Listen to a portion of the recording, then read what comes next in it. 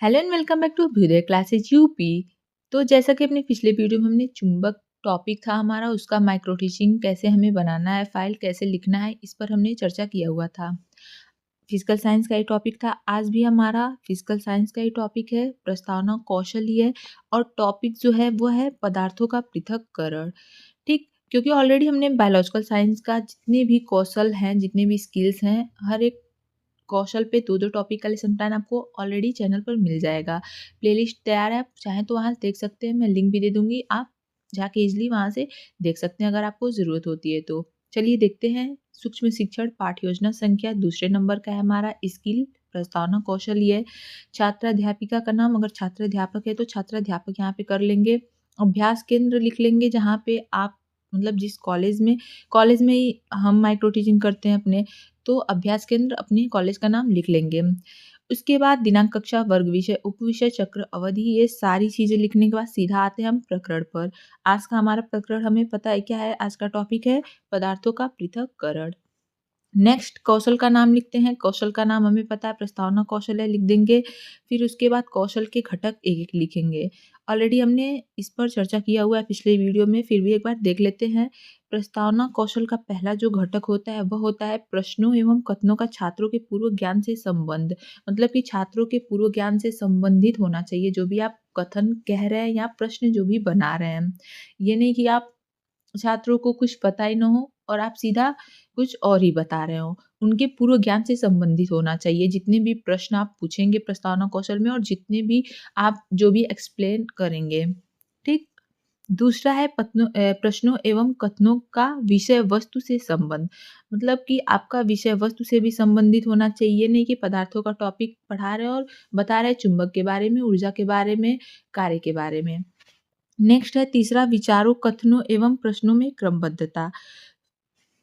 शिक्षक द्वारा छात्रों में रुचि तथा अभिप्रेरणा वाले प्रश्न पूछना। ये यहाँ पे 4 पॉइंट यहाँ पे कर लेंगे, ठीक है। नेक्स्ट है प्रस्तावना की समयावधि।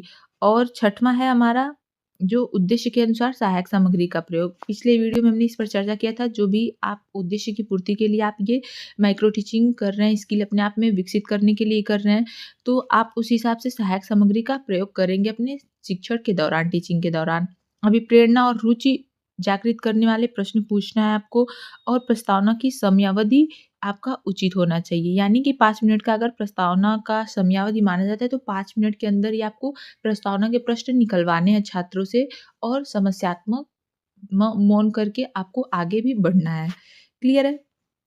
आगे देखते हैं विशिष्ट उद्देश्य।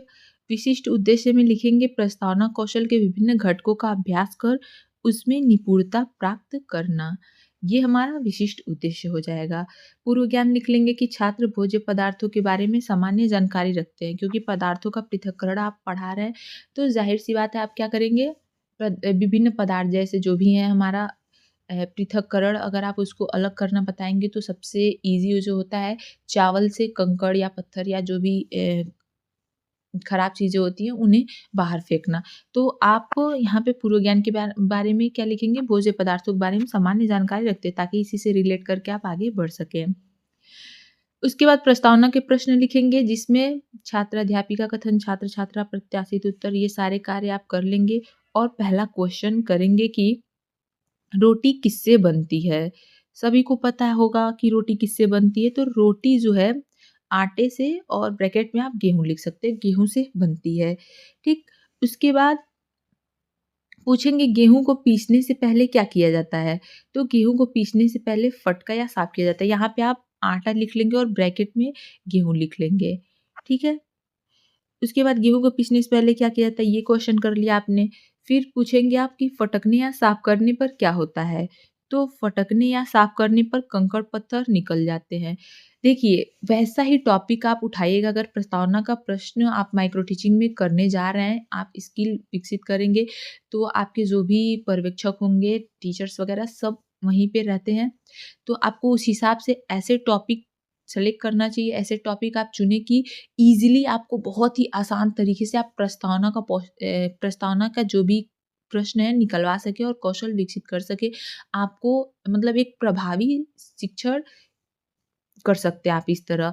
अगर आप मान लीजिए पदार्थों का पृथक्करण ले रहे हैं तो आप ज़ाहिर-सी बात है छात्रों के पूर्व ज्ञान से संबंधित यहाँ सारी चीज़ें कर पा रहे हैं क्योंकि ये डेली लाइफ़ की चीज़ें हैं, छात्र इसके बारे में जानते हैं। तो आप पूछेंगे और वो आराम से उसका उत्तर दे पाएँगे, ठीक? और नहीं भी आपका जो भी टॉपिक होता है उसको ऐसा बनाइए कि आप डेली लाइफ़ से जोड़ पाएँ, ताकि ईज़िली आपको उसका जवाब मिल जाए और आप उसको और बेहतर तरीके से रोज़मर्रा की ज़िंदगी जो भी है रोज़मर्रा की चीज़ों से आप उसको रिलेट कर के समझा पाएँ, बता पाएँ। क्लियर है? फिर पूछेंगे फटकने या साफ करने के बाद क्या होता है? तो कंकड़-पत्थर निकल जाते हैं। नेक्स्ट क्वेश्चन करेंगे कंकड़-पत्थर का बाहर निकलना विज्ञान की भाषा में क्या कहलाता है? तो छात्र बताएँगे कि कंकड़-पत्थर का बाहर निकालना जो होता है विज्ञान की भाषा में पृथक्करण या अलग-अलग करना कहलाता है। उसके बाद आप 5वां प्रश्न करेंगे समस्यात्मक प्रश्न, जिसमें लिखेंगे पदार्थों के पृथक्करण के बारे में आप क्या जानते हैं? यहाँ पे जो है मौन हो जाएँगे, समस्यात्मक हो जाएँगे, फिर आप आगे बढ़ेंगे। उद्देश्य कथन लिखेंगे आज हम लोग पदार्थों के पृथक्करण के बारे में अध्ययन करेंगे। ठीक? उसके बाद आलोचना या सुझाव का एक हेडिंग लिख के छोड़ देंगे। जैसा कि मैंने अपने पिछले वीडियो में बताया था, ऑलरेडी हमने इतने सारे वीडियो में इस पर चर्चा किया हुआ है कि हस्ताक्षर पर्यवेक्षक और पर्यवेक्षक आपके लिए क्या आलोचना है, आप जैसा पढ़ा रहे हैं उसमें क्या सुझाव देना है, उसके बारे में लिखेंगे यहाँ पे, ठीक है? तो उसके लिए आप यहाँ पे लिख के छोड़ देंगे। जैसे आप देख सकते हैं यहाँ पे लिखा हुआ है, जो भी हमारे पर्यवेक्षक थे, उन्होंने लिखा हुआ है हमारे लिए सुझाव और आलोचना अगर करने लायक होगा तो वो भी करेंगे, सुझाव जो देने लायक होगा आपके अंदर सुधार करने के लिए वो भी यहाँ पे लिखते हैं वो। तो यहाँ पे लिखा हुआ है प्रस्तावना छात्रों के सहयोग से निकाली गई, प्रश्नों को क्रम में पूछा गया, आत्मविश्वास के साथ शिक्षण किया गया। तो यहाँ पे सारी चीज़ें अच्छी तरह से हुई हैं, तो यहाँ पे अच्छी चीज़ें मतलब पॉजिटिव कमेंट दिया गया है। अगर कुछ चीज़ें आप में सुधार करने की आवश्यकता होती है तो वो भी यहाँ पे लिखा जाता है, लिखते हैं पर्यवेक्षक, ताकि आप उसमें सुधार कर सकें और अपनी स्किल को अच्छे से विकसित कर सकें। क्लियर है? इसके बाद एक निरीक्षण तालिका बनाएँगे हम, जैसा कि आप यहाँ पे देख सकते हैं बना हुआ है।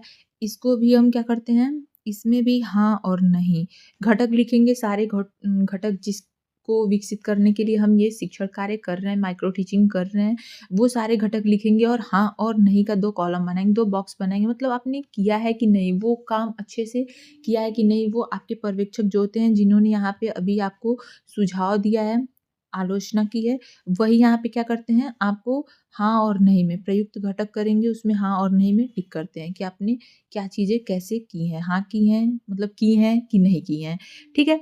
यहाँ पे सारे कौशल लिखेंगे जैसे देख सकते हैं, पहला है प्रश्नों एवं कथनों का छात्रों के पूर्व ज्ञान से संबंध है? तो हाँ, है। फिर प्रश्नों एवं कथनों का विषय वस्तु से संबंध है? है। उन्होंने टिक किया हुआ, अगर नहीं होता तो नहीं में कर देते हैं। फिर है विचारों, कथनों एवं प्रश्नों में क्रमबद्धता। शिक्षक द्वारा छात्रों में रुचि तथा अभिप्रेरणा वाले प्रश्न पूछे गए, तो यहाँ पे पूछे गए हैं और प्रस्तावना की समयावधि भी उचित है, तो यहाँ पे सब में हाँ में टिक किया हुआ है। लेकिन उद्देश्य के अनुसार यहाँ पे सहायक सामग्री का प्रयोग नहीं किया गया है, इसीलिए जो पर्यवेक्षक हैं उन्होंने क्या किया है, नहीं में टिक कर दिया हुआ है। ठीक, क्योंकि अगर यहाँ पे हम पदार्थों का पृथक्करण पढ़ा रहे हैं तो हमें कुछ जो भी सहायक सामग्री है वो लेके आनी चाहिए, तो यहाँ पे नहीं हुआ है इसीलिए उन्होंने नहीं पे टिक किया हुआ है। क्लियर है सारी चीज़ें? सो गाइस आज की वीडियो में बस इतना ही, मिलते हैं अपने अगले वीडियो में और जो नेक्स्ट हमारा कौशल होगा वह होगा स्पष्टीकरण कौशल। तो इस पर हम चर्चा करेंगे और टॉपिक क्या होगा, प्रकाश होगा। ऑलरेडी हमने पहले ही वीडियो में समझा हुआ था कि कैसे-कैसे हम सारे लाइन से कौशल देखेंगे, कैसे बनाना है फाइल और सारे टॉपिक को भी बताया हुआ है। तो नेक्स्ट वीडियो में हम प्रकाश टॉपिक का स्पष्टीकरण कौशल देखेंगे। तो प्लीज़ चैनल से जुड़े रहें। अगर आपको वीडियो की ज़रूरत होती है फिज़िकल साइंस, बायोलॉजिकल साइंस, किसी भी तरह के लेसन प्लान की किसी भी टॉपिक का, इनफैक्ट आपको सिविक्स, हिस्ट्री, हर एक सब्जेक्ट में हर एक टॉपिक का लेसन प्लान मिल जाएगा और माइक्रो टीचिंग स्किल के भी जितने भी स्किल्स हैं सारे फाइल मिल जाएँगे आपको। तो प्लीज़ चैनल से जुड़े रहें। जाते वक़्त एक बार अभ्युदय क्लासेस यूपी को सब्सक्राइब करना नहीं भूलेंगे, करते जाएँगे और वीडियो आपको हेल्पफुल लगी होगी तो प्लीज़ लाइक और शेयर भी ज़रूर कर दीजिएगा। Okay, thank you.